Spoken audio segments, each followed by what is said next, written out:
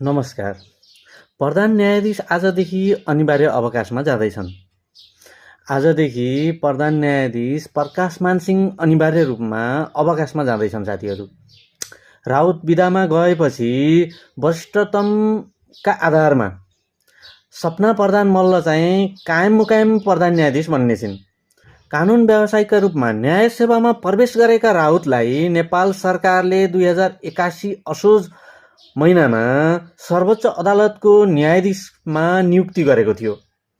कानुन व्यवसायीका रूपमा 33 वर्ष र सर्वोच्च अदालतको रूपमा चाहिँ 8 वर्ष बिताएपछि उनले प्रधान न्यायाधीशको नियुक्ति पाएका थिए र आज उनको पदावधि सकिँदैछ र अब कायम मुकायम प्रधान न्यायाधीश सपना प्रधान मल्ल बन्ने छिन्। यो विषयमा हजुरलाई के लागेको छ?